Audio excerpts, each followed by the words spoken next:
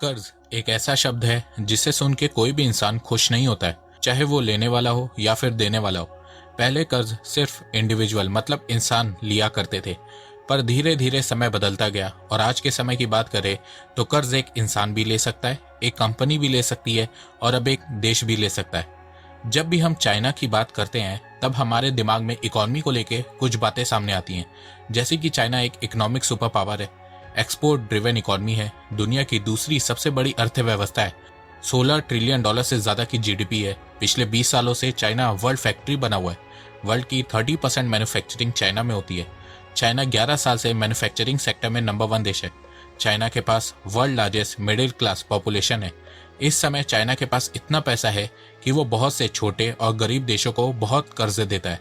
पर अगर मैं ये कहूँ कि चाइना जितना अपने आप को एक इकोनॉमिक सुपर पावर दिखाता है, असल में उतना है नहीं। वो इसलिए क्योंकि चाइना का डेट टू जीडीपी रेशियो 264% है। मतलब इस समय चाइना का कर्ज उसकी जीडीपी से 2.5 गुना ज्यादा है। चाइना की जीडीपी 16 ट्रिलियन डॉलर है और चाइना के ऊपर 40 ट्रिलियन डॉलर का कर्ज है।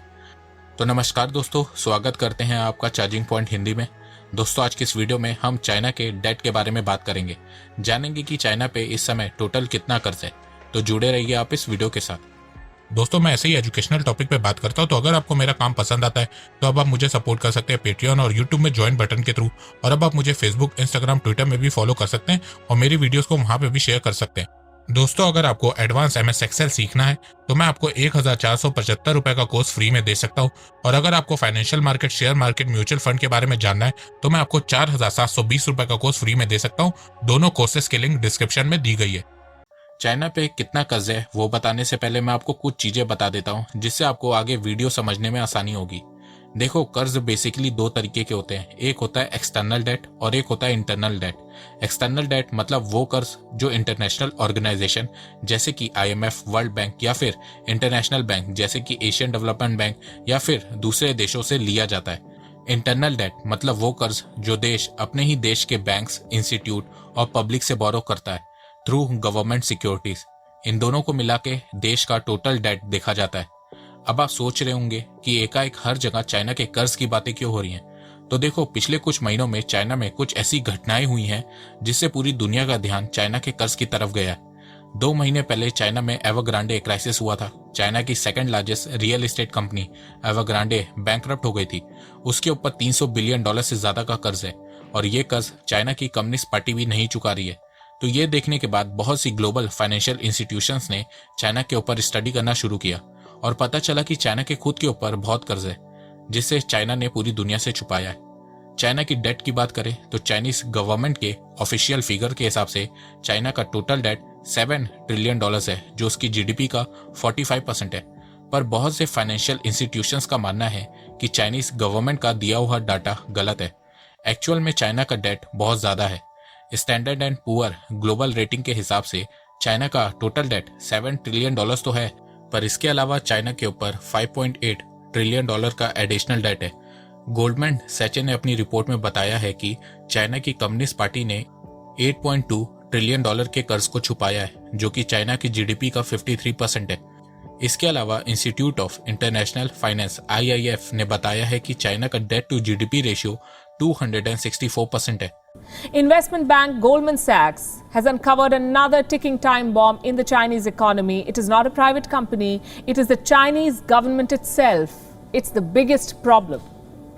Local governments in China owe more than $8 trillion. You heard that right. I will repeat that figure, $8 trillion. China के टोटल डेट में से एक्सटर्नल डेट अप्रैल 2021 तक 2.6 ट्रिलियन डॉलर्स है, जो उसकी जीडीपी का 15% है। ये डाटा चाइना की state administration of foreign exchange ने दिया है। अब ये डाटा कितना सही है ये कहना मुश्किल है, पर कोविड के कारण चाइना का एक्सटर्नल डेट 600 बिलियन डॉलर बढ़ा है। जहां अक्टूबर 2019 में चाइना का एक्सटर्नल डेट 2 ट्रिलियन डॉलर था, वहीं अप्रैल 2021 में चाइना का एक्सटर्नल डेट 2.6 ट्रिलियन डॉलर हो गया है। देखो, कर्ज US का भी ज्यादा है, जापान का भी ज्यादा है, पर ये देश अपने कर्ज को छुपाते नहीं है। पर चाइना अपने सारे फिगर्स को छुपाता है। चाइना की इकोनॉमी का डाटा ट्रांसपेरेंट नहीं है। एक्चुअल में चाइना के ऊपर कितना कर्ज है ये सिर्फ चाइना की कम्युनिस्ट पार्टी को ही पता है। चाइना अपना कर्ज इसलिए इतने आराम से छुपा लेता है क्योंकि चाइना की मार्केट, बिजनेस, बैंक सब कुछ चाइना की कम्युनिस्ट पार्टी कंट्रोल करती है। चाइना की कम्युनिस्ट पार्टी खुद को ही लोन देती है। मतलब चाइना की सरकारी बैंक चाइना की पब्लिक कंपनीज को बहुत कर्ज देती है बिना कोई सिक्योरिटी जमा किए। अब अगर कल को पैसा डूब भी जाता है तो उसका कोई रिफंड नहीं मिलता और चाइना इसे आराम से छुपा लेता है।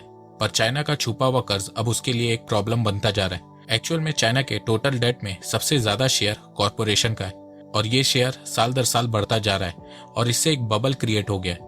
अगर एवरग्रांडे कंपनी की तरह चाइना की और कंपनीज बैंकरप्ट होना शुरू हो गई तो उनको चाइना की कम्युनिस्ट पार्टी भी नहीं बचा पाएंगी और अगर ये बबल बर्स्ट हुआ तो चाइना की इकोनॉमी तो डूबेगी ही, साथ में वर्ल्ड इकोनॉमी को भी बहुत नुकसान होगा।